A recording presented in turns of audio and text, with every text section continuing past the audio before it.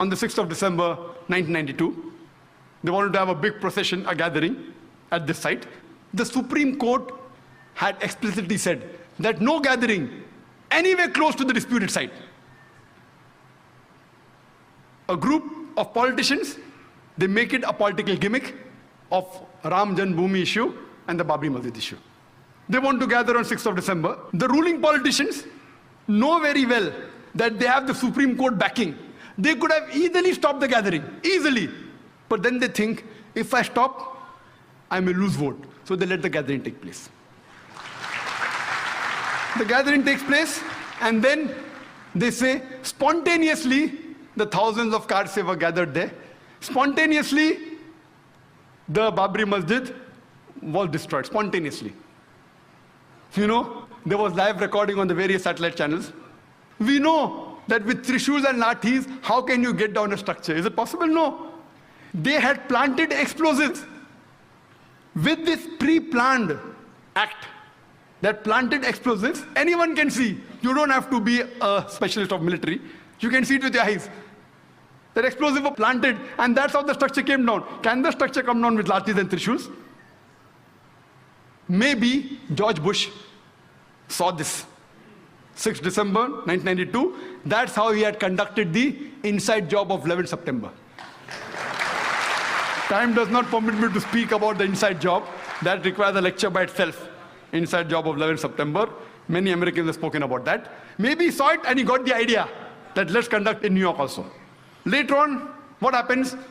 This emerges into riots.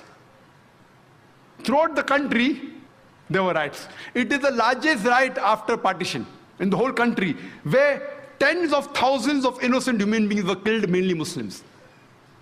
Who's to blame? The innocent Indians. They are instigated by the politicians. Fight, kill the opposite religion people. Instigated, innocent people, they get instigated, and they do the act. We know that even in Bombay, one of the cities that was maximum affected was Bombay. Even during partition, the riots that took place in Bombay was the worst in the history of Bombay. Even during partition, so many people were not killed as during the December 92 and January 93 riots.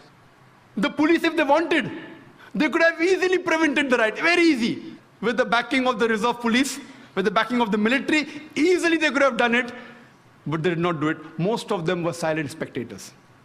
Some were good, they tried, but they were in a minority. Majority were silent spectators, some were party to it. I'm aware that even the police is controlled by the politicians. So the police wants to do something, the politicians come in between. So the blame goes back to the politicians. Later on, the government appoints a single judge commission to appease the minority. And they appointed Justice Sri Krishna. It was famously called as the Sri Krishna Commission. And we know that Justice Sri Krishna, he was and is a devout and a practicing Hindu. But at the same time, he's an upright and honest judge, just like how we have Justice Suresh here. An honest and an upright judge. The verdict he gave, it did not go down the throat of the government. It takes a few years. And he had analyzed the full cases of the riots. He spoke with the politicians, with the police.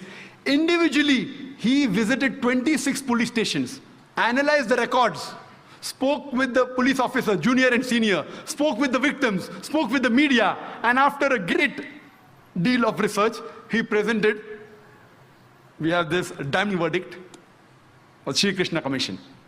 He even gave suggestions, how can we prevent these riots?